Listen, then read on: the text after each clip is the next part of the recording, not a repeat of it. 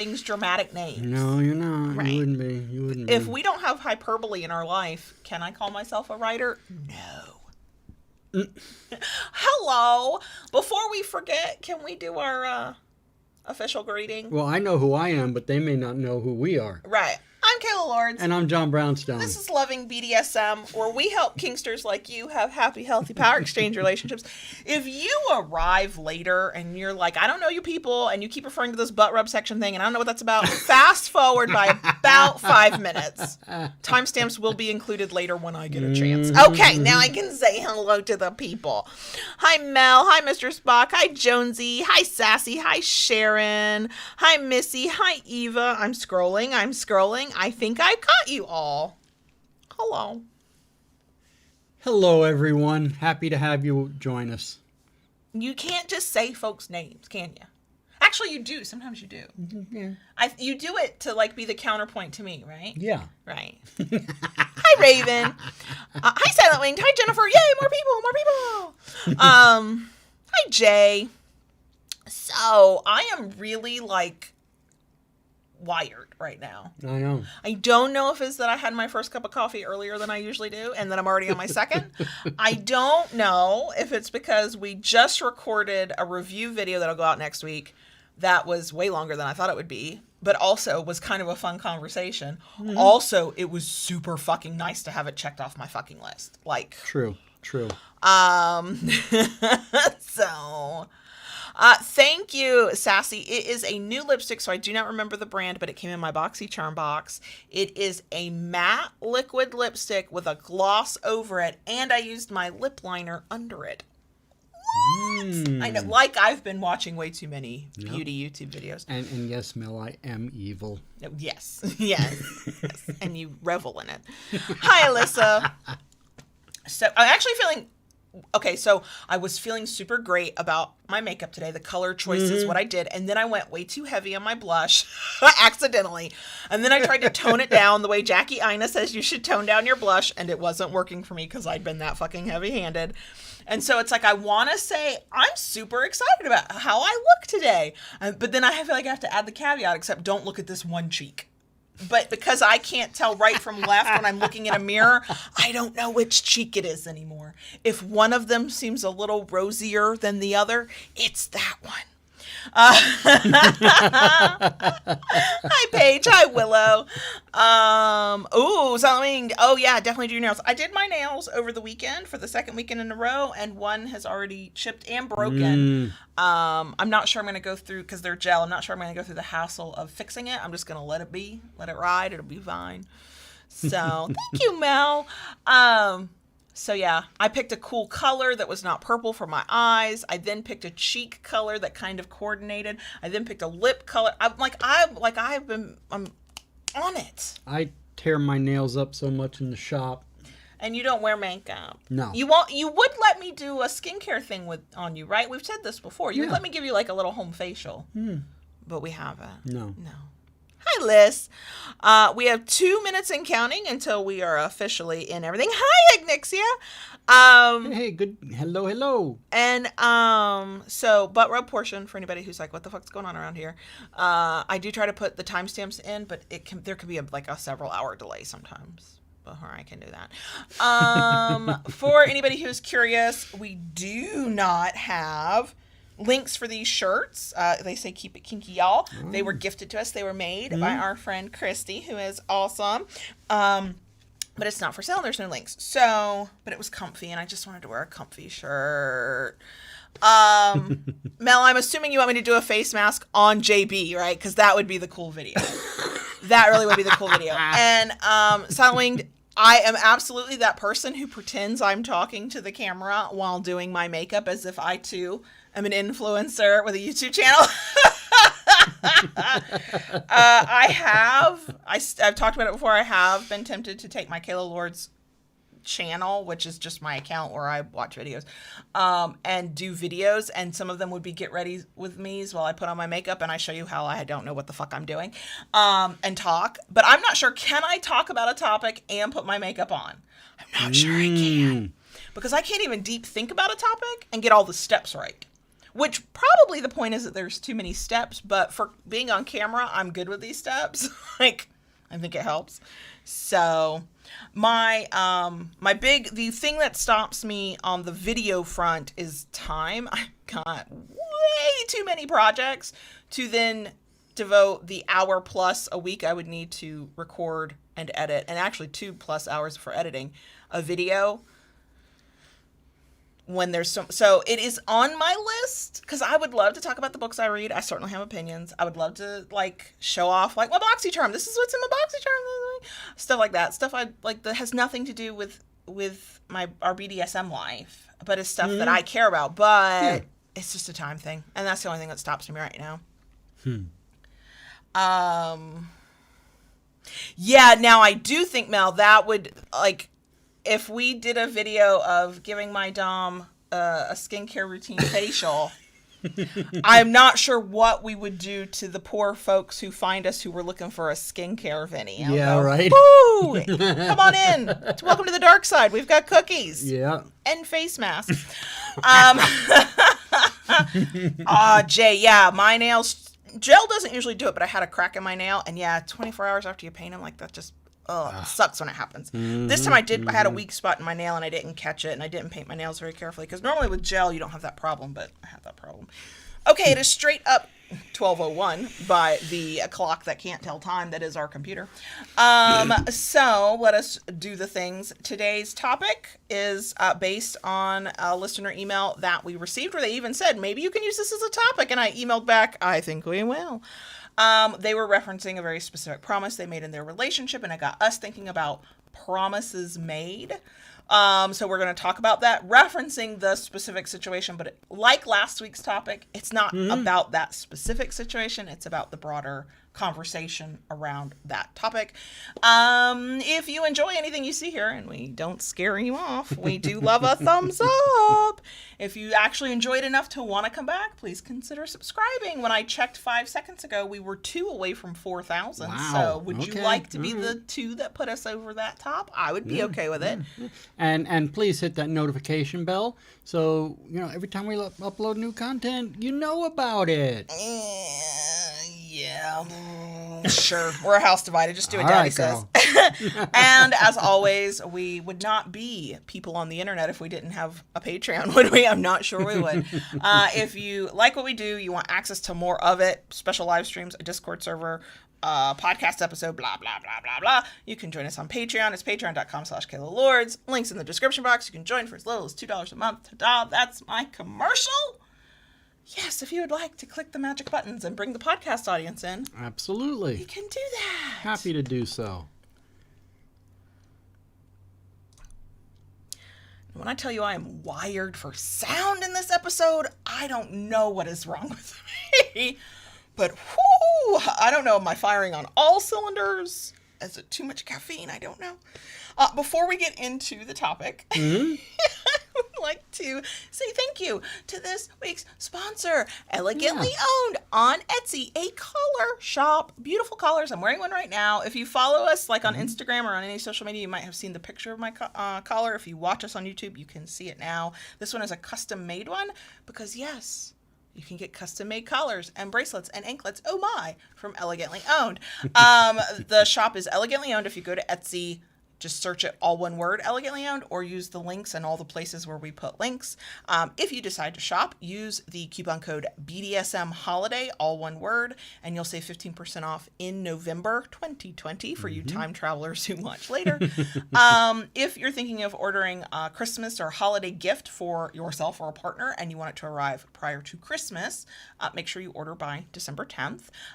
If you're watching the live stream chat, although I do not know if he is able to be here today, Taishu in the live stream chats owns Elegantly Owned.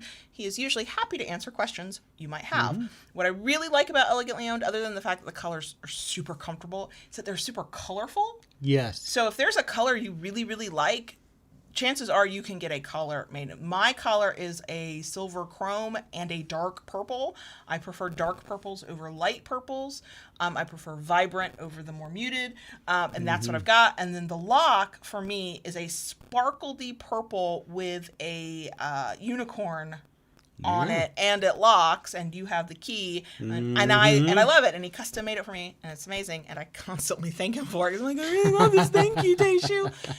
So it's elegantly owned on Etsy. He's sponsoring the episode. Definitely feel free to browse around. Message him on Etsy if you have questions or you want a custom order. Use the coupon code BDSM Holiday in the month of November. And if Taishu is around in the live stream chat or you see him anywhere else where we're doing stuff, just say hi. He's a nice guy, too, which is always nice. And he's a kinkster like us. So, yay, he gets it. Okay. Commercial done. If we were real professionals, there'd be music here. You don't want me to sing to create the music, so everybody imagine music. Nobody wants that. Okay, so this week's episode came directly from an email from a listener. I was really glad I went through my emails in the past, 10 hours, where they did offer this up as a potential topic for discussion. Love that. Thank you. Their specific situation gave me definite thoughts about their specific situation, but like last week's, it gave me thoughts about the broader topic, so that's what we're going to talk about. And basically, we're talking about promises made. Like a lot of the things we talk about, we are making the conversation specific to power exchange, but I think the ways you can think about these things and approach these things are universal to any relationship you have with another human being on the planet in any way, shape, or form. Spoiler alert, my crusty old self is going to tell you, please be careful of the promises you make. That's just the spoiler. I have learned over the years, every promise I've ever made that wasn't about my ethics, morals, or values, totally had to break it later. It felt like crap. It was not a good moment. But, so let's talk about this. So let me break down their individual situation. And some of you will absolutely have immediate thoughts about this. We are not here to judge them. I answered that question, and I said what I had to. I said it. I was like, "Can you please think about this and that and this?" But that we're not going to talk about. They're not here to dissect them. No shame to that person for asking their question and submitting their idea. But in their situation, they are very dedicated to each other as a couple. They've been married for several years. They've been in their power exchange for a couple of those years, because one of the partners actually works in funeral services. That partner is confronted with the idea of death and dying all the time. And so they have these conversations about what will happen after one of us dies and that kind of stuff. A promise they have made to each other is that they want to be buried next to one another. They want to spend eternity together. And so the promise they have made to one another is that whoever goes first, the other one will stay single until the end of their life as well. Then they will be buried next to one another. They will spend eternity together. That is a thing that they have, the conversation they've had together. They've worked that out based on what little bit of information I've got. It seems that they are both perfectly okay with this. And as I said to that person in response, you get to make those choices in your relationship for yourself. I might have an opinion about them, but you get to make those decisions. So that immediately got me thinking about the specific promise, but it got me thinking about the broader context of promises made. So I don't want to dissect their situation too much, because I don't want anybody to feel bad for what they think and what they've agreed in their personal relationship. But I do want to talk about some of these themes. Yeah. So I made a couple of quick notes, so give us jumping off points for the conversation. Springboards. Springboards! Oh, good. I'm so glad the man married to the word lady knows words too, because that word was not in my mind. Springboards for this conversation. So the first thing I wrote out about is the promises we make when things are easy. So some things that came to mind, some examples that came to mind. I promise I will greet you naked and kneeling at the door every day of our relationship. I'm not. Wow, what happened to that? I'm not fucking with anybody out there. I'm telling you things I thought. That was really easy to say before I knew what that entailed. That was super easy to say when I was in the midst of sub frenzy, and all I could imagine was the highest point, the best moment, the sexiest stuff about power exchange. When I was swimming in the fantasy of that, I was like, I will kneel before bed every night. Daddy, I will never forget my routines and my rituals. They're ingrained in my very soul. And then there was a night I forgot to make the coffee. Because your reality kind of bites. That movie was not wrong. You mean like the day last week when I got the day old coffee grounds? Yeah. I know, and I came out like 10 minutes later and went, Did you make that coffee in that pot? I don't think that was new coffee. Yeah. So, if you're new here and you think we talk about coffee a lot, you're right. I'm part of my service is coffee service. Legit. That's not me joking. And so I think many of us get caught up in this. Yeah. When you're high on new relationship energy, when you're high on the fantasy of what you think power exchange and kink are going to be like. Oh, yeah. When you're just dreaming and you're imagining what your life together or your relationship together is going to be like, it is very easy to start spouting some nonsense about what it's always going to be like and what you will always do. And you will always like these things and you will always offer these things and you will make sure these things always happen. Look, I'm not laughing at you. I'm laughing with you. I am laughing because my reality is that, one, we're all human, and so mistakes get made. You oversleep. You forget. Your body does not cooperate with the things your mind would like to do. Your mind will not sometimes cooperate with the things your body would like to do. Truth. Also, you forget. Also, you fucking change your mind. You say, I will do this thing, and then you do the thing for the first time or the first dozen times. You go, I don't want to fucking do this thing anymore. I don't want to do the thing anymore. Please don't make me do the thing anymore. Kind of like when you said in the very beginning, I will always be sexually available to you, always, at any time. And until that one time. Can we talk about this? Right. I'm going to need this to change a little bit. Thank you. So look, the thing, where my mind goes with promises like this is what happens when reality does hit. And I worry for the people who feel guilty or who think that they somehow have to keep doing this thing they promised to do, even though it doesn't serve them, it doesn't suit them. Maybe they even actively hate it. But because they are the type of person who, and I'm this way, so this is why I worry for people who feel this way. If you are like me and you're the type of person who says, I always keep my promises. To break a promise is the worst thing I can do. To break a promise is not the worst fucking thing you can do. There are really serious bad things that definitely are worse. But for those of us who are wired that way, who think that way, it can be really hard to have that conversation and go, you know that thing I promised you I would do forever? I really don't want to do that thing. And so some of us will keep doing a thing we hate, even though it's actively harming us on some level, because we hate it, because it's breeding resentment, because for whatever reason we don't think we can talk about it and we can't say anything. And those are the people I worry about, because I can be one of those people. So part of this, I know where for me this comes from, and everybody will have a different way with this. I was taught from as early a memory as I can even picture from my parents, specifically my dad, your word is your bond.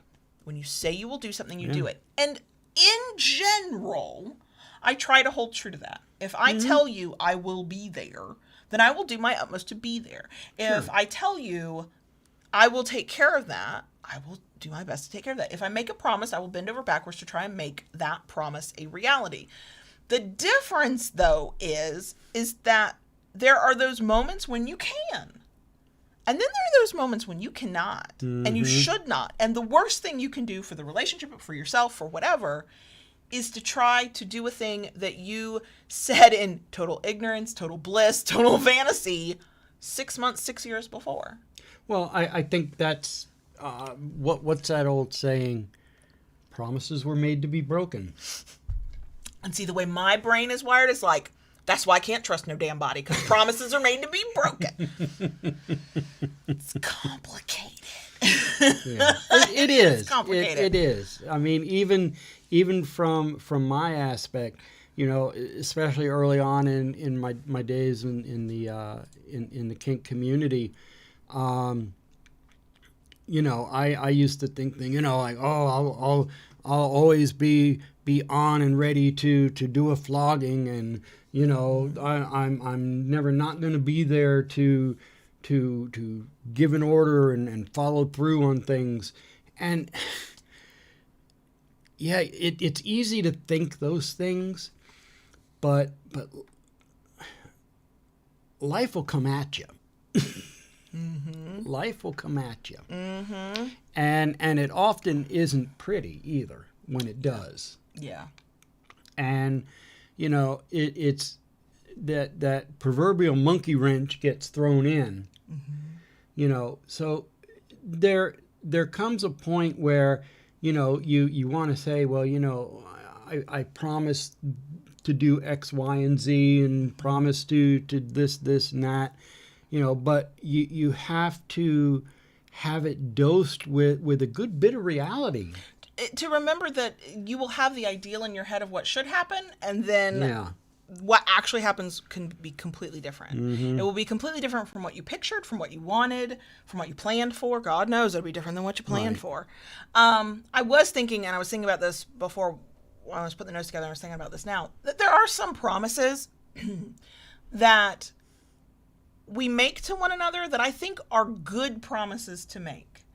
Mm-hmm. I think the problem with those promises is not that we can't keep them. It's about what we do when we realize we can't keep them. So some of the promises I think about, I promise I will not cheat on you. Now, how do I prevent that? Well, by being wildly, fiercely, constantly honest about my needs in a relationship. Mm-hmm. You know, we had a very serious discussion not that far back, you and I, where we were talking about the fact that we're in an open relationship. And yes, poly in theory over here, he's poly in practice. And I said to you, after having watched you all these years, if we could not open this relationship up and we could not have this relationship and you decided to stay with me, I think you would cheat. Not because his face, he looked crushed. He looked like I had just called him the worst person on the planet. And I said, look, not because you're a bad person, not even because you can't control yourself, but because you have a very deep need to connect in multiple ways with multiple people. And when you meet people that you connect with, you almost can't help yourself. I've watched you go down rabbit holes of friendships and conversation that then turn into something. Because one, I know it's because you do have the freedom. But two, sometimes you can't help yourself. I've seen you when you connect to another human being. I could not get in the way of that if I wanted to. I would kill my own relationship. Now, I don't want anybody to think that means I'm saying I'm poly because I have no choice. No, it's because I recognize who you are.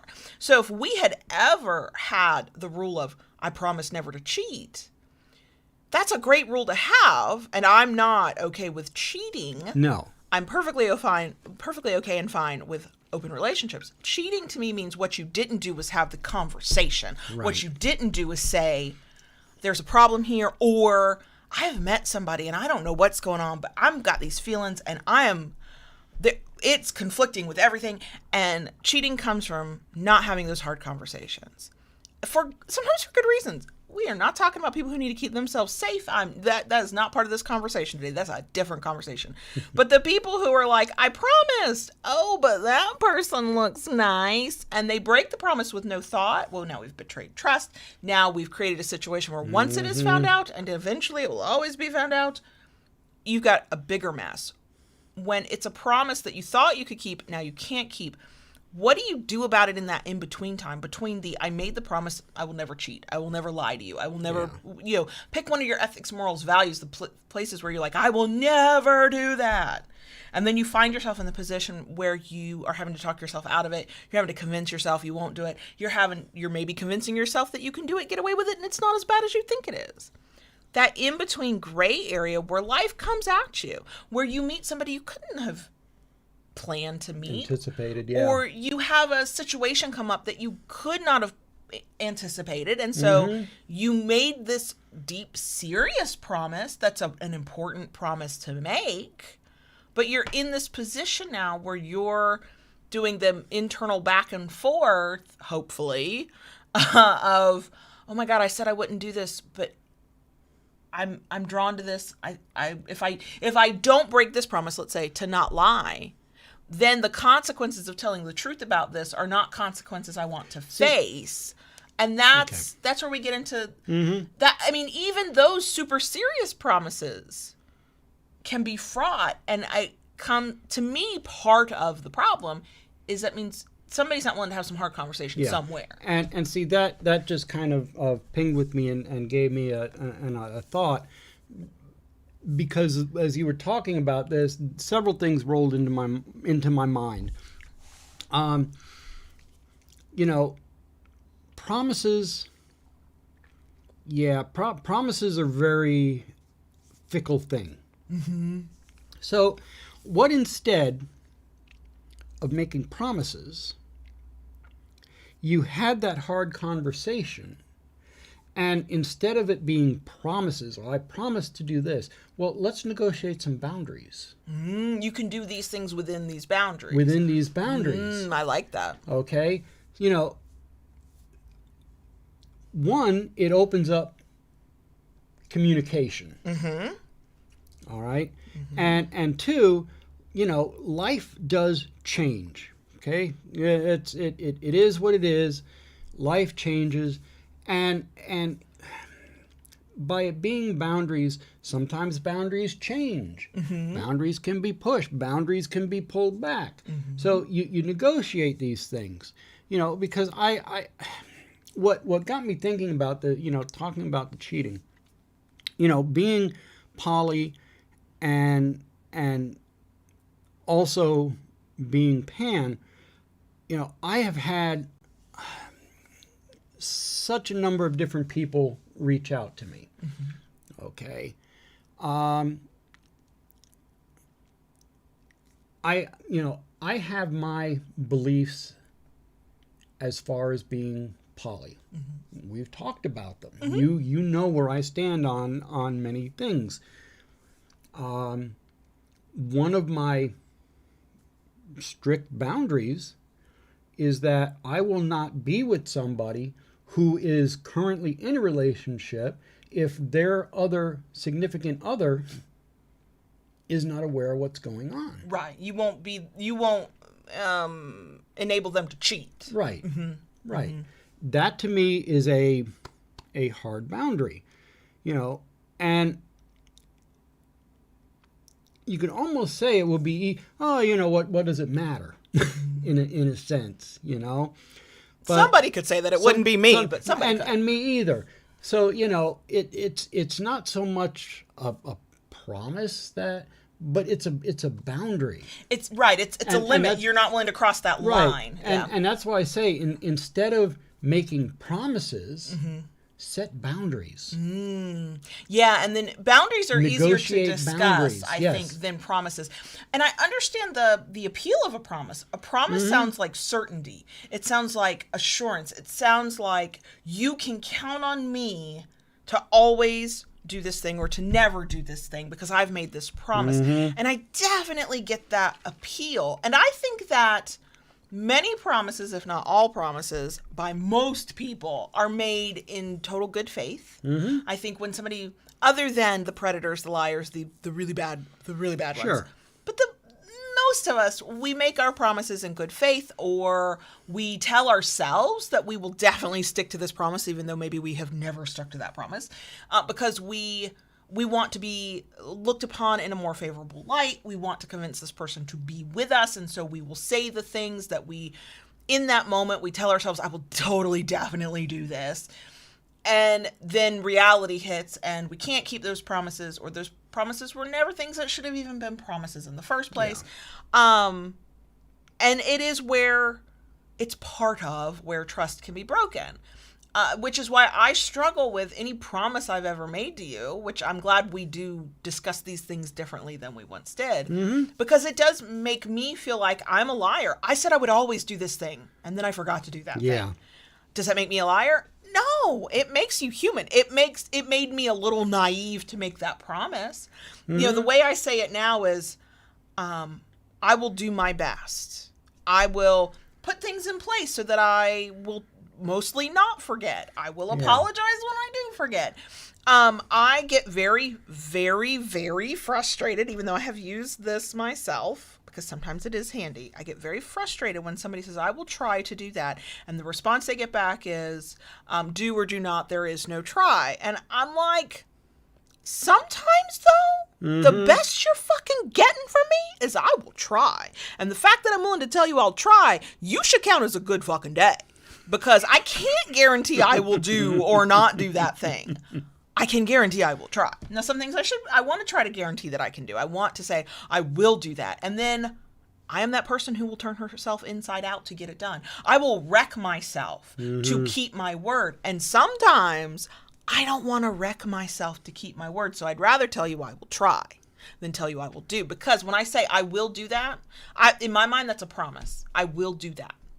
So if I don't do it, I've broken a promise. If I don't do it, you should ask what hell I went through to not do it, because that's how I am because of how I take those things. Sure. So I do get a little frustrated with people who are like, oh, don't tell me you'll try. Tell me you'll do it. Y'all, that would be great if that worked universally. It just doesn't. I will say to you, I will maintain my routine. But you and I both know I will fuck up. Now, if I am fucking up more than I am maintaining my routine, that's a whole separate issue, and we better have a conversation. That's time we need to have a talk. But forgetting the coffee pot once in 6 months is not a problem relationship. No. It's not broken trust. It's not even a broken promise. It's human error. What went wrong? What can I do better next time? How do I fix this for the future? Right? So I think sometimes promises are made that don't sound like promises, but they're assurances. They're things we say we will do and then we don't do. And then is this a problem that it wasn't done? Is this like how do we handle it? And I really like where you reframe that from a promise to a negotiated boundary. I really like that. The thing with promise, it's easy to make a promise, okay? And now I lost my train of thought. Uh-oh. Yeah, okay. All right. So, it's easy to make a promise. And because of what life throws at you, there is a good chance something's going to happen and caca gets blown out of the water. Okay? So, I promise you, I'm going to do X, Y, Z. And that's how it's always going to be. And I'm always going to do this for you. And then promise gets broken. Something else comes in alongside with that. Guilt. The guilt, oh my God, I didn't do the thing. I didn't do the thing. I suck as a human. Yep. I'm the worst kinkster ever. Yeah. Worst dom, worst sub. So, then you carry the guilt. But if it's a boundary, you've talked about it as a boundary. Okay. Or you've talked about it as an expectation, knowing that sometimes your expectations don't get met. Right. And things aren't working out, and you're like, oh, I'm not going to be able to do this. Let's talk about this. We need to shift this a little bit. Okay. And, nobody's carrying any guilt. No promises are broken. And you move on, because we've talked about it so much through our years of being in a DS relationship. We have changed and evolved from what we were on day one. Okay, because our life is so different. All right, from the point we met to now. And we are different. And we are different. Because we've gone through stuff. Right. Yeah. And what's it going to be like in another 6-7 years? I know. And if I'm being held to a promise I made in 2013, in 2023, is that feasible? Yeah. Now, let me talk about some promises that come to mind that are very super important, especially in the kink world, I don't think they should be made as a promise, but I think they should be an expectation. And they're often labeled as promises. Let's talk about this in the unconsensual way. I will never harm you. I will always listen to your safe word. Now, that is an assurance you should get. If you've got a safe word, or a safe gesture, or a signal, or a way to stop a scene, yes. You should absolutely hold a partner to that expectation, and they should absolutely give you an assurance of that. But let's slice and dice our words and our points here. If you promise me that you will always follow my safe word, right? And you will honor my safe word. And then we're in a scene and shit's going down and the music's really fucking loud. And you who do actually have a hearing problem, and I'm struggling to speak and I'm trying to say red and I'm trying to use my safe word, but you don't hear me and I'm not in a position to make it even more dramatic. And in kink scenes, this is legit. You could be wailing on me and my normal happy sign is just struggle. But I'm actually trying to safe word and struggle, and I'm struggling, and you don't catch it soon enough. So things get a little too far, right? Right. And then you stop. Maybe you check and maybe you go, wait, Spidey sense is here. Maybe the music finally fucking stops and you can hear me. Whatever. Am I supposed to hold you accountable for a broken promise? Or are we supposed to have this conversation in a different way? Yeah. Now, I do want to say here, add in a caveat to my own question.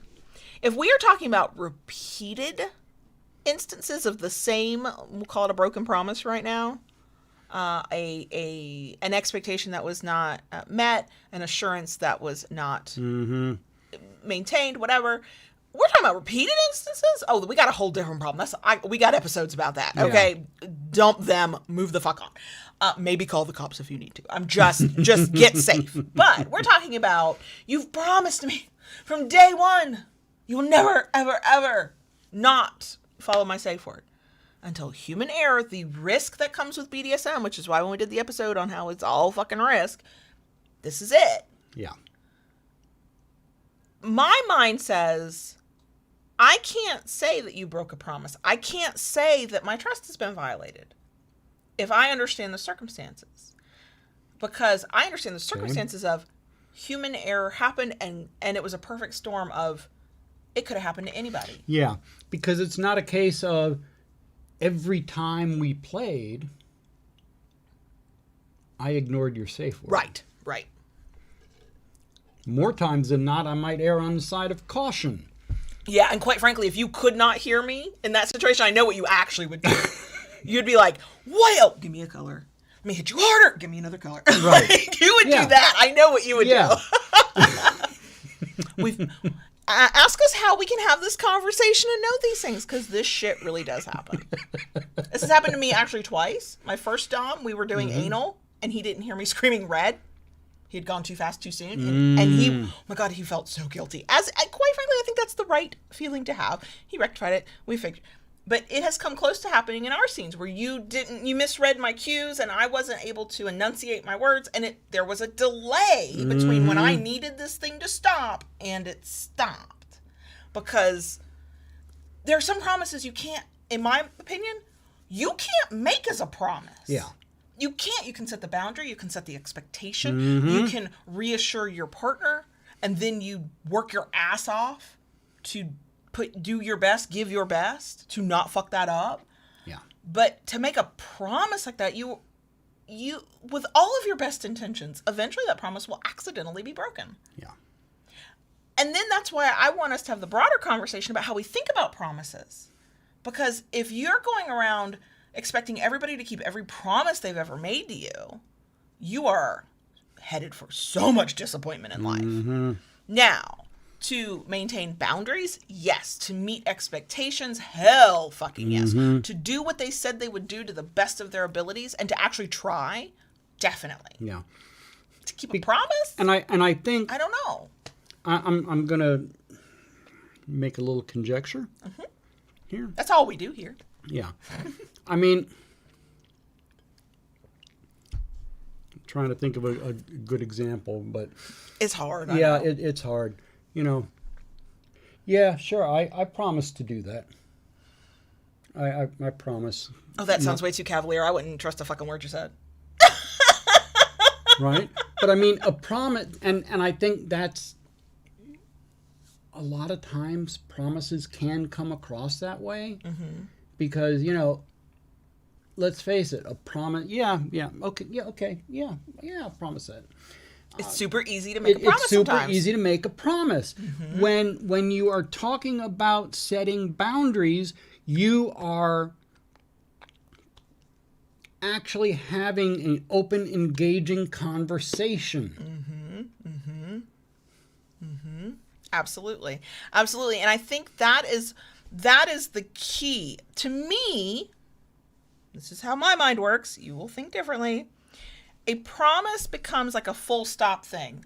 I promise to do that thing. I promise not to do that thing. And it rarely leaves room open for conversation to find the nuance, to find the exception, to be human and get it wrong, or to think that that's what you were going to do and then reality hit and that's totally not what you're going to do. Where a conversation, an expectation, a part of the negotiation of the boundaries and the things you expect from one another, that typically, because of the way it's framed from the very beginning, that allows for open communication and dialogue. That allows for me to come to you and go, that thing we said we were going to try to do or that we would really like to have done in this relationship, we've been trying and it's just not working. But depending on how you view these things, for me, if I promise that I will do something, it is very difficult to come to you later and go, I really would like to break that promise or undo that promise. So I don't want to promise things. I can now say this as somebody who is divorced, married, and no refunds, returns, or exchanges on that one. We're not doing that again. But I actually have a hard time. So let me say the reality. I envision us together forever, loving each other in whatever way works for us forever. We're going out like Thelma and Louise. Let's just be clear here. Not one day without each other. I've decided, universe, hear me. And yet, feeling that strongly about our bond, about our relationship, about our love, I cannot make myself say the words, I promise I will love you. I will always love you. Because I made that promise to somebody who frankly did not deserve it. And also life happens and you learn things and you grow apart and I had to break that promise. And part of what slowed me down in getting a much needed divorce was that I had made all these promises about who I was going to be in this marriage, what I thought marriage was, what I was going to commit to this person, what my vows, holy matrimony fucking meant. And divorce felt like breaking a promise. And I still had the words in my head from childhood that your word is your bond.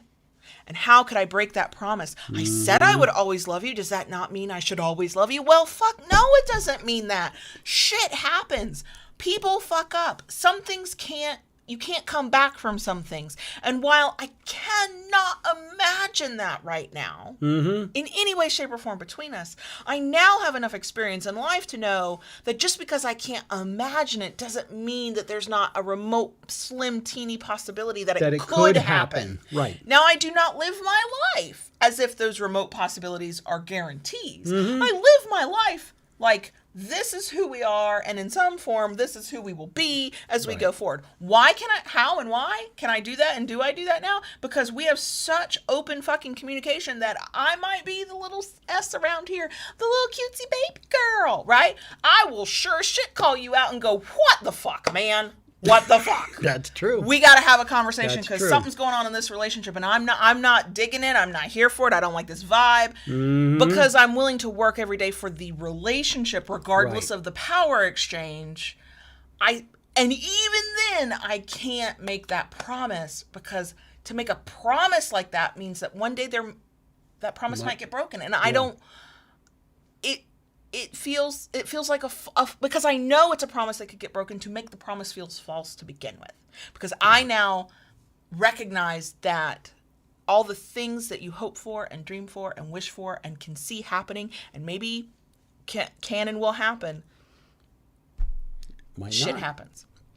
Now, that big ass rant, sorry, I want to go back to the original question, comment, email that got us here. Yeah. Because a point that was made, and I can't think of another example, or I would use it, to have this part of the conversation, but I really want to have this part of the conversation. So again, I'm not shaming the person who asked. They get to do what they want to do in their relationship, but definitely have opinions. And that is the concept of what I said to them as an unenforceable promise. And technically every promise is unenforceable. A person can do what the fuck they want to do regardless of what they say. But in this case, I mean, in that original scenario, they were talking about they're so close and they love each other so much. And they have this vision of what their afterlife will be together, where their remains will be and how that will happen. That one of the promises that they have apparently made in their relationship, we are not judging them for this, y'all. So I know we have thoughts and opinions, but let's keep it judge-free if we can. Judgment-free. Is that whoever goes first, the other one has promised to be single for the rest of their life. And when I say it's an unenforceable promise, it's because the other person who would, let me put air quotes around this term, be, quote, hurt by this promise, or who the promise would be broken towards, is not there. They're not there to condemn the action. They're not there to give their opinion. They're not there for the other person to apologize and explain how they feel. They're not there to talk the person out of it. In that specific scenario, they are so gone. Now, do we all have our own belief in the afterlife and what we think or what we think we know or whatever? Yes, I am not here to get into that. I can tell you, I don't know, but I'm pretty sure nothing. That person's gone. Whatever happens, their concerns are not here earthly unless we do come back as ghosts. And I hope my last day I'm wearing something cute because I would like to at least spend the afterlife looking cute. But I don't have a serious belief of I will always be with this person watching over them. Quite frankly, that sounds stalkerish to me, and if I'm dead and gone and I got the whole world, I would like to take that opportunity to travel it without the expense or the risk. Thanks. But, so yes, the question of what do you do after you're gone in that sense will absolutely be based on personal beliefs, and that person did not share their personal beliefs with me, and I do not want to feel like I'm like ragging on their beliefs.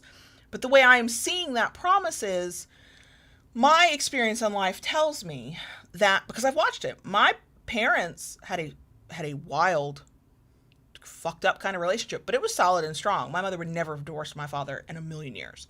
He died. She grieved. She thought he was the only man she would ever love. Somehow she managed to find his mental and emotional doppelganger, even though they physically look nothing alike. God knows they're identical. And she managed to fall in love again, and she has found an entire new life. And my dad died when my mom was 40 something, like super, super young, like really young in my mind, because now that I'm 41, her 40s seem really young to me. And I don't know if she ever told herself she would never find love again. I know he told her, go live your life, be happy when I'm gone, do the things you can do.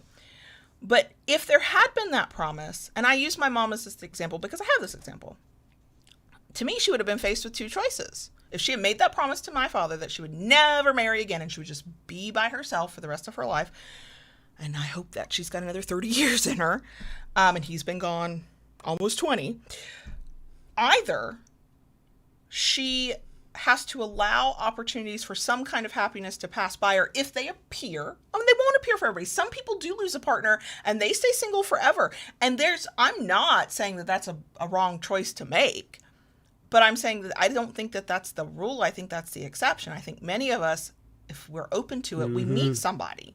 And even if it's not like that first love, it's companionship, it's comfort, it is a form of love. And so in that scenario, my mother would have been faced with a choice to let happiness pass her by if she met somebody she was interested in, but then stopped herself because of this promise, or feel guilty for breaking a promise to a person who's not even there to apologize to give closure, to say it's okay.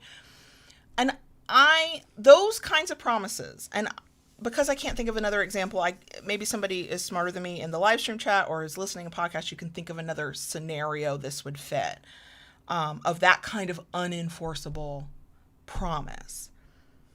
I'm not sure how fair that is to the person who has made the promise and is left behind. Because the thing we've talked about this entire episode is the reason promises, you need to be careful when you, quote, make a promise, is because you cannot predict what life will throw at you. You cannot predict what will actually happen and how reality will mesh with the thing you want to do or not do. And yes, there are some things that it's about self-control and you can decide and, you know, whatever. But then there are some things that it's a bit like lightning striking. Like, it just seems to happen. And then you're faced with a choice. And, the other thing I do think about the age of my mom. She was in her late 40s when my dad died. Actually, God, no. She might have been even in her early 40s. Shit. I was 22. She was 41 when my dad died. She could live to be 90. If she had made a promise like that, that's 50 years. Now, if she doesn't want companionship or whatever, that's a whole that's different. That's different. I'm not trying to take anybody's choice away. But it's different when you're talking about the reality of living it and making those decisions versus we are 10, 20, 50 years removed from that decision and we're making decisions now based on what might happen in 50 years. Or, as the thought that came to me in this specific scenario that the question or the comment came from, what if they're 25 and tragedy strikes tomorrow? That's definitely 50 years of a promise that can't be enforced, that if broken, because a person makes a different choice because their reality has changed and their life is different, and so they have choices to make, they live with guilt forever. I just think, let us be very careful about the promises we ask people to make to us. I think is really where I'm going with that. I mean, something like that. It's that in that aspect, it's a very, very personal thing. It is very personal, and I think it's personal in the moment with the conversation with the couple. But also the reality is that's a personal decision to make when you're finally living the reality. Yeah. A promise made on a hypothetical that has not, death is certain. We all know this, but you don't know when it'll be. You don't know where you'll be in life. You don't know what will have happened to you prior to that. You don't know how young or old. You don't know any of the variables. That's a hard promise to make. Yeah. Because there's so much that can happen that can change your outlook on it just a little bit. Just a little bit. And again, those people get to make those choices, and people who do lose a partner get to decide they don't want another partner. We've known people, we've met people, and that is a valid choice. I don't want to take anybody's choice away. Right. I just want people to think about the promises they're making of others and asking others to make to them, because that's a lot of life ahead of you to make a promise like that at this stage when there's no guarantee of what's coming next. No guarantee of what's coming next. And that is one of those kinds of promises where I just want people to think about it a little bit more. I just want people to do some deep diving introspective work. I think the promises we make within our relationships, I think you've nailed it. Let's not call them promises. Let's set boundaries. Let's set expectations.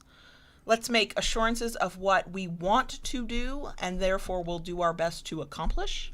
Let us forgive when it's a human error. Let us hold accountable because once you do it once, that's error. Once you're doing it all the time, that's a pattern. Right. And that's potentially a problem. And that's a different conversation. What were you going to say? Because I totally interrupted you. I forgot. Go ahead. I'm sorry. That's all right. Trying to get better at this. I don't know that I have that much more to say. It is deeply personal because it's how do you think about promises? What counts to you as a promise? To me, because of how I think of stuff, when I say I will do that, I've just made a promise. I never use the word promise. See, Go ahead. To me, I remembered, one of the things, it is a very personal thing because just like when we first met, we became friends. We were friends. And I did not know if we were going to develop a relationship or not. And one thing I told you consistently All I want for you is to be happy, whether it's with me or somebody else. And I would like to think that if something happened to me tomorrow, that you could find that happiness again.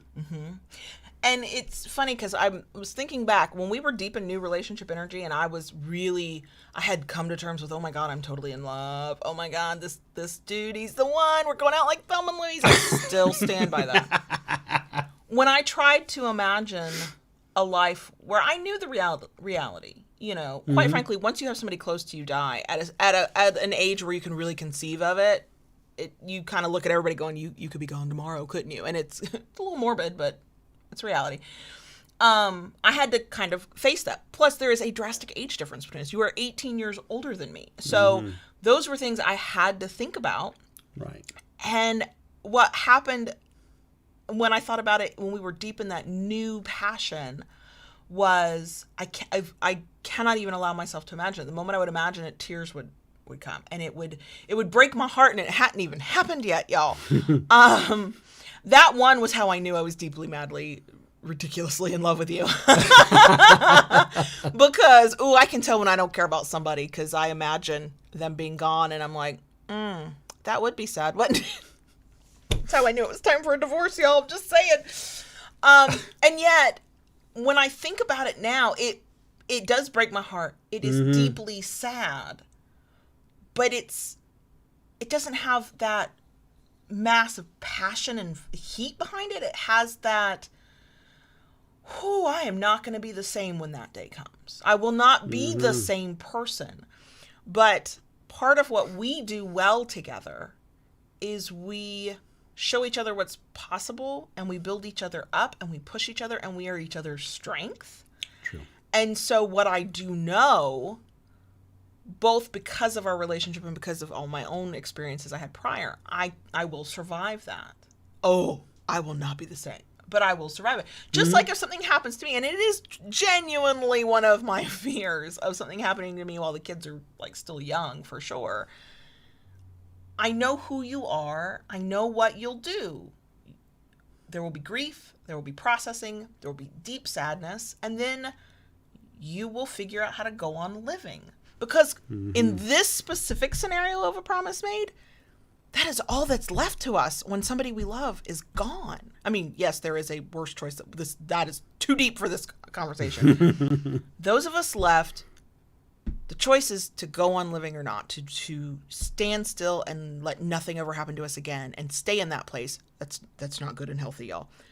Or to decide to move forward and live and figure out what living means without that person. I definitely want to do a topic on, it would be a deep one, but end of life. Partly because we probably should talk about, like, what do you do when you're kinky and you go and all you've left behind are your kinky things? That might be something to think about.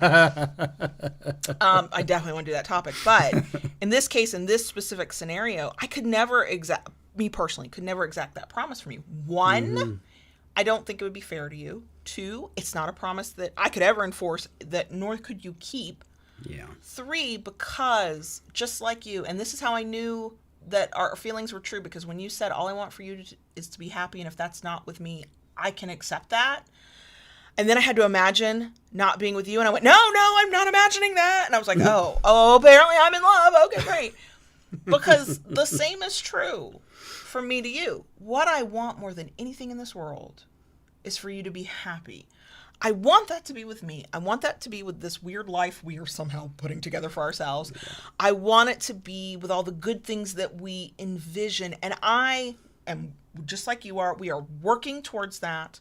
We are doing our best to keep, I don't want to say promises, but to make those assurances to ourselves and then have them come to fruition. Right. But we have now lived enough life, and I don't think it takes long to live enough life. I know 18-year-olds who get this already, so this isn't an age thing.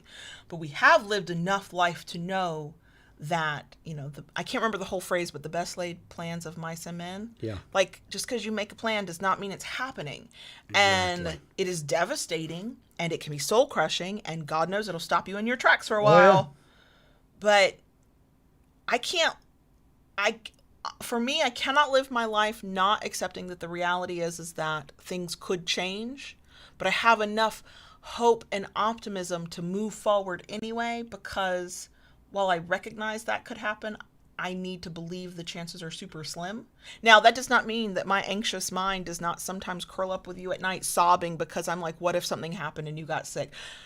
I have handled the pandemic fairly well, but imagining you getting sick and the worst happening, I've had anxious filled nights where I just cried myself to sleep over it, because I have enough understanding of the world to know that that is a possibility. It is not necessarily a probability, but it is a possibility.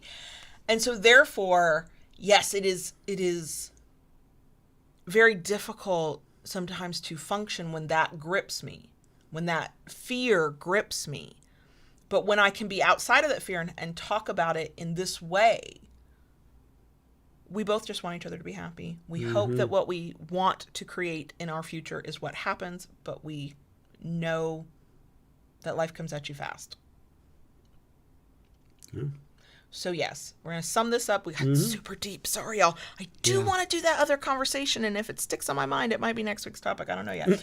Bottom line, think about what you're saying and what you mean and what you really want when you make promises. Consider rethinking a promise and turning it into, like you said, a boundary, setting an expectation. Be kind to yourself and to your partner. Again, one broken promise could just be an oopsie, multiple. That's a pattern. If you find yourself on the verge of breaking a promise, especially a serious one, stop everything. Go have that hard conversation. The hard conversation you have now over the promise you are almost about to break because something's come up. You're in love. You're in lust. There's something else. Something. That hard conversation you have now will actually, believe it or not, and you won't believe it, be better than what happens after you break the promise, you betray the trust, you lie for however long you lie for, you get caught, then you're having all kinds of hard conversations. Yeah. All you're doing is delaying the inevitable and making it way worse. So if you have made a super serious promise, expectation, assurance, whatever, and you feel yourself on the verge of breaking it, just have the fucking hard conversation. If it means an end to the relationship, it means an end to the relationship. But when you break that promise and you defy that trust and you fuck it all up, you've already ended the fucking relationship anyway. True. Just get it the fuck over with. Or you can have the serious conversation, be a fucking grown-up about it, and maybe there's a middle ground you can't see yet because you haven't given your partner the respect and the courtesy of just fucking talking to him. Let's go out on a rant. Okay. I don't know if we helped. I don't know if we gave anybody to think about. But there we go. Promises. Yeah. Be careful. Be careful. That's a loaded word, is what I'll say. And things like that. It's, there's no right or wrong. No, God, no. It's something that's very, very personal for each person. So, you can't say it's right or it's wrong or it's this or that. Because it's not. It's something that is important to each individual in their own way. All right. Yep. Okay, so we will have a bonus section. Yeah. We've got updates. I'm not excited about at least one of them. We have updates. That was a big topic, and I think people have their feels about it. As always, you can agree with us. You can think we're wrong. You can tell us you disagree with us. You just can't be an asshole, because we're not here for that. So, that's it for us this week, and let's go into our bonus section. Are we good? It's not my job to decide. Okay. Keep it kinky, y'all, and we'll see you next week.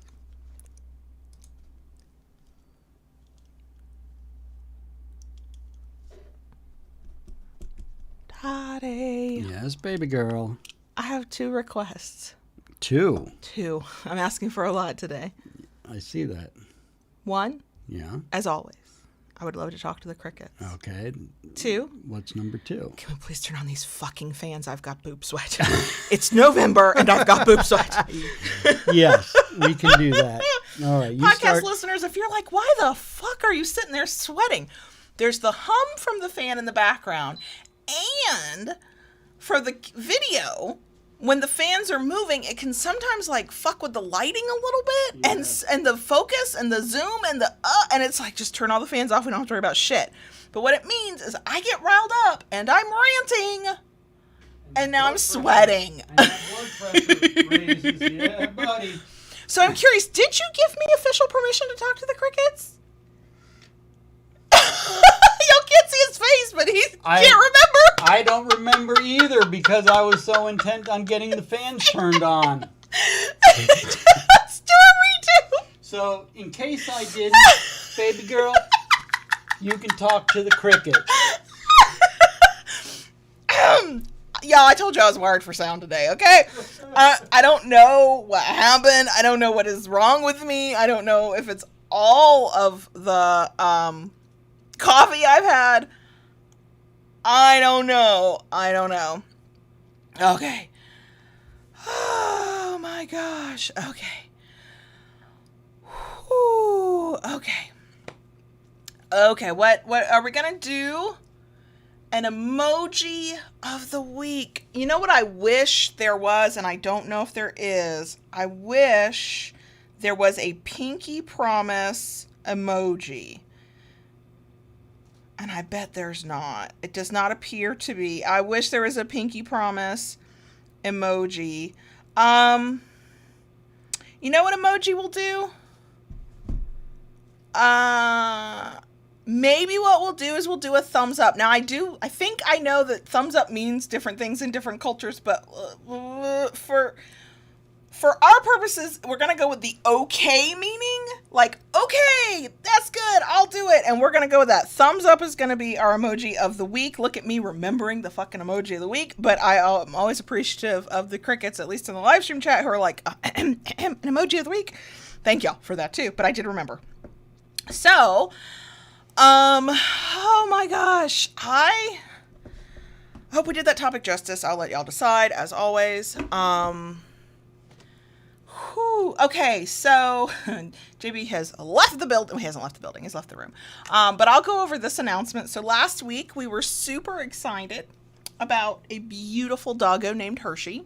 And we were waiting on a time to go do a meet and greet over the weekend. That same day, Wednesday, we had to take a call from the rescue. And this is a person who prefers text. So it's like, if she's calling, there's a problem. It's like, if I call you, there's definitely a problem. If I didn't just text you, it's serious. And come to find out that Hershey, who we knew had anxiety, that had been part of this, and we had sort of accepted it. Her anxiety had gotten even more severe. Part of her anxiety is about going to the car. She does not like to ride in a car. And it had gotten so bad that two things happened. One, she was put on an anxiety medication that sometimes dogs are put on. That's not that unheard of. But also, it had gotten so severe that they could not even get her to the front door. If she sensed, oh my gosh, we're going outside, and that means we're probably going to the car, she couldn't even get to the front door, and was starting to snap at people when they tried to coax her there. She wasn't outright fully aggressive, but she was on an edge. Not happy about it. So they put her on the anti-anxiety medication, but that was not being given to her consistently. I'm sure there's all kinds of reasons for that. And so it had not had time to even take effect to calm her down a little bit, to help her a little bit. And the rescue had decided what they were going to do was do some extra training with her to, once she was calm and consistently on her medication, to help her work through some of that anxiety with training and the things that professionals do that I don't know anything about. And they were calling us to say, do you want to wait for however long that's going to take, or would you like to consider another dog? She did tell me about another dog through their rescue. I ended the call and said, let me talk about it with the husband, and then I will get back to you. And that way we had the space to just not make a decision right then. Yeah. We talked about it. We decided, because while there is a bit of a time crunch for Hershey because of the owner's situation, clearly they're still taking a certain amount of time, and I didn't want to constantly be on edge, waiting for an update, waiting for weeks, not knowing, and then maybe find out that maybe it's not gonna. Yeah. Right. So we decided to withdraw from Hershey, considering Hershey, give her all the time and space to get well. They have not taken her down as potentially adoptable, and a lot of people have put in requests for her, so there may be somebody who's like, I will definitely wait for however long it takes. Yeah. We were not those people. The other dog that was mentioned seems sweet, but just didn't feel like a good fit, so we passed on that. That same rescue sent me information about another pitty who's cat, dog, and kid friendly, for consideration from a different rescue. We looked at the pictures, we looked at the description, we talked about it. I did put it in an application. Right. It's now been 7 days, and I've heard not a fucking thing, so my hopes are not up. I'm not, like, over the moon. Like, Hershey was feeling real, because we had gone through, like, a third to a half of the process, and we were on the downhill slide of the process. This one I'm not even getting excited about, because I haven't even gotten confirmation from the rescue, and I don't, there's so many dogs that need homes. I have no desire to track down a rescue and go, pardon the pun, hound them to get information. I mean, all of the dog rescue sites and shelters and the, Humane Society and all that, that I'm constantly looking at, I have a short list of 6 other dogs. But it was a downer to have to go, no, we're gonna let Hershey go, even though she's beautiful, and I keep looking at her picture and I just fall in love more and more. I mean, I think the biggest disappointment in it was because we had moved, along in the process with her to the point that we were waiting on a meet and greet. We were so close. Hi, Yeah. Onyx, baby. Are you gonna talk in the background? Oh, good. We're having connection problems with the live stream. Podcast listeners should be fine, though. I don't know how much of it gets picked up on the background, but Onyx is in here meowing. So, so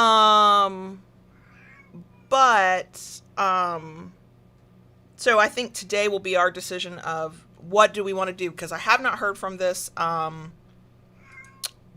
rescue. There are other dogs, or do we want to take a break, or do we want to go in a completely different direction and do something different? Onyx, we got to get her a scratch and post for this office. She scratches our couch. Sorry, y'all. Real life is happening right here. Right. So I'm a little bit down about it. I'm not to the point I'm jaded yet. Like, it's only been a few minutes that all of this has been going on. It's not like we've been looking for a year or something.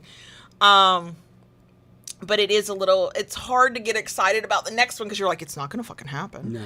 Every time I say something about it, it fucks up and, crashes and burns. It's not going to fucking happen.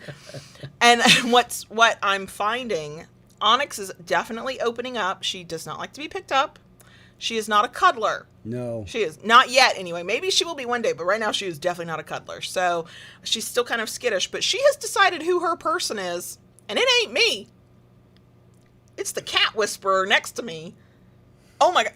Climbed up on his chest to get his attention. Came in. Dead asleep at 4 o'clock in the morning. I would take it. I would take that level of love. I just want to be loved. Wake up to a cat on my chest is like, I want to be petted now. Let me tell you how I knew. I knew for a fact this little cat had decided you were her person. You were gone, picking up a kid or running an errand. I don't know. She walks through and she's meowing. I mean, it's not a beautiful meow, but it is a distinctive meow. Like, we will always know our cat amongst all the cats. And I love that she's meowing and she's like making noise and being real vocal. And she's walking through this house. She is meowing. And it is the excuse me kind of tone, verging on the I'd like to speak to your manager tone. Real close, but not quite. And she's looking and she walks halfway into the office. She looks at me. She looks over at where she knows you usually are. She looks at me, and the look is, where the fuck is he? I try to coax her to me. She has not really spent time around my desk much. She will sometimes explore when I'm not sitting there, but when I'm sitting there, she does not come over. I'm constantly like swiveling, or my feet move. I have my birthday balloon. She's very skittish about that. So I understand why she's not coming over there. Also, she does not love me the way she loves you. But she came up to your chair where you were not, sniffed around, looked at me like, bitch, where the fuck is he? When I put my hand out, she flicked her tail, upturned her nose, walked away. And I'm like, oh, okay, it's fine. Whatever. I'm not bitter. And I'm like, this could be for many reasons. She could have done this for many reasons. I don't know. It's because her daddy is not here. And then you came home and you're sitting at your desk. And she starts the entire process. The excuse me, meow. The I'm almost ready to talk to a manager, meow. Flicky tail comes in, looks around, looks at me, looks at you, looks at me. You put your hand down, boom, right there. Went to see her daddy, and I'm like, bitch, he's my daddy too, but whatever. I just want you to love me, Onyx. I just want you to love me. So,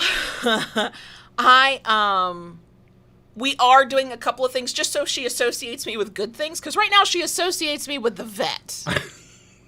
And I think the cleaners, like the vacuum cleaner was going yesterday, and I think she was mad at me for that, and I didn't do it, but whatever. So we're alternating who gets to feed her wet food, because she loves wet food. Mm-hmm. So we now alternate those days so that maybe slowly she will associate me with the good wet food. Yeah. I try to give her treats, but if she's mad at me, she's not only is she not taking the treats from me, she's not even fucking eating the treats, even though they're treats we know she loves. It's fine. I'm on a mission to find whatever her favorite can't not have it treat will be, right. And then I will feed it to her over and over again. It's fine. I do love her, and she's beautiful, and I know that what she's resisting is clearly the smell of desperation. Because when I ignore the fuck out of her, then she's getting in front of me and won't let me leave the bathroom after a shower. Right. Then she's like up on the bed, laying on my clothes while I'm trying to get dressed. But when I'm like trying to give her attention, she's like, nope. You're way too thirsty for that shit. No. I have standards, okay? Like, no. But she is adorable and wonderful. Yeah. I think that's mostly it. Mm-hmm. There's not a lot. There's work. Yeah. There's weather. Apparently, we found out our county is right in the center of the path of the current storm. Which ETA? Is it Eta or Eta? Because I always pronounce the one that's coming after it as Theta. So then would that make it Eta? How do you pronounce that? I know it's like a Greek letter or whatever. Mm-hmm. I think it is. Mm-hmm. And y'all, hurricane season's so fucked up this year. Not only are we still getting hurricanes in the middle of fucking November, we're in the Greek alphabet now. So, but yeah, apparently our county is like directly in the path of that. It is, yes. So that'll be interesting. Luckily, we're inland enough that. Oh yeah, I'm not worried about the storm at all. I'm not excited if we're on the northeast side of it, because that's where the worst weather is. Mm-hmm. But I'm not worried about it. Yeah. We still have plenty of water. We still have plenty of batteries. Mm-hmm. All our hurricane stuff still exists. So we are waiting for the school to decide if they're going to close, because if the weather's super bad, or if they have to use a school as a shelter. If the weather's going to be bad enough, they use the schools as shelters here, so they will close the schools for. Which all that means is the kids are home, and I don't have to wake up early. And I don't want there to be a storm. I don't want anybody to be harmed by a storm. No. But also, I'm good with a couple of days where I don't have to wake up early. Mm-hmm. Just saying. Mm-hmm. But yeah, that's mostly what we've been going through and dealing with. It's just same old stuff. Yeah. I mean, I myself, especially this past week, I have been busy in the shop. Mm-hmm. I have pretty much been getting up in the morning, having my coffee, and go out into the shop and work till I can't anymore. Mm-hmm. Been putting out, have several special orders. Still have some I need to reach out to people about. It's just been crazy. I can report they're, out of an abundance of caution, they're closing schools for Thursday because of wind. Mm-hmm. They do not plan to close for Friday. Oh, okay. So there we go. We all get to sleep in on Thursday. All right, tomorrow? Well, I'm good with that. Yeah. So I've pretty much been doing that, trying to keep up inventory in the shop. I'm trying to market my little heart out. Yeah. And, you know, that's kind of what it's been for me. I've been doing that, and I have been getting so many messages and stuff lately. I've been trying to keep up with emails. Same. and just so much stuff in general going on that, Yeah. I mean, yeah, it's been a crazy week. I've not had much time to do a whole lot of stuff outside of that. No, it happens that way sometimes. Yeah. Happens that way sometimes. Mm-hmm. Yeah, I've been busy like I'm always busy. Mm-hmm. I've just doing what we do. And I've been busy working on some stuff, not ready to talk share. about it here, probably later on in the month in our Patreon only. Yeah, podcast. and then once it's available, probably talk about it over at the Kinkery. Yeah. You can follow us at the Kinkery, Mm-hmm. Instagram, Twitter, technically Facebook. And I didn't plan to be on Facebook, and then like 50, 60 people followed us there. Yeah. Like, I guess I got to be here on Facebook then. So at the Kinkery, I uploaded a video that's actually a clip from our launch video today. Okay. So look at me like being a marketer, like I pretend to be on TV.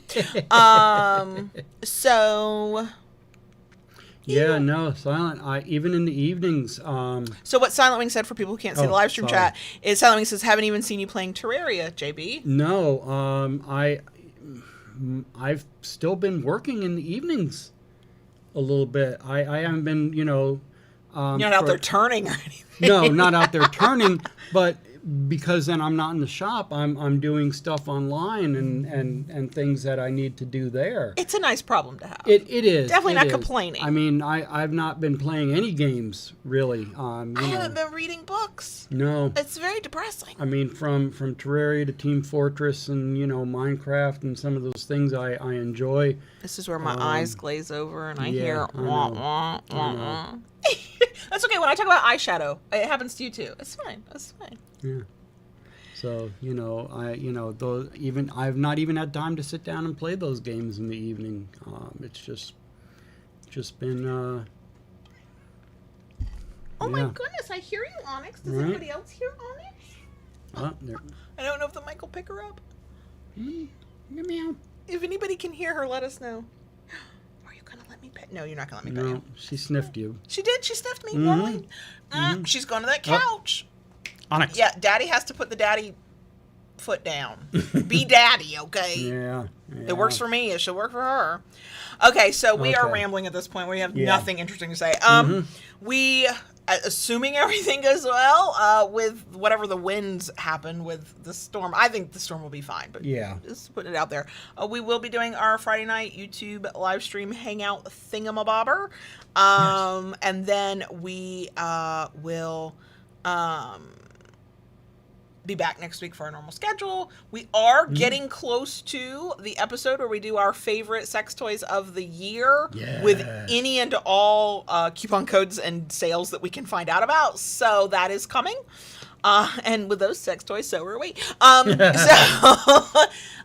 If you are thinking about buying sex toys for holiday gifts or just for yourself and you're waiting for these deals, we will hopefully have something to share with you in the next couple weeks about that, as we do every year now. Yep. But yeah, that is it for us this week. Thank you all for your time, your attention, your kind and even respectful when we disagree comments and feedback and everything. And I do not answer them as quickly as I would like to, and sometimes I don't answer them at all because sometimes I get weird questions. But feel free to send in those comments, those topic ideas. You know, you may hear it discussed here in a podcast. Yeah, that's it for us this week. Bye.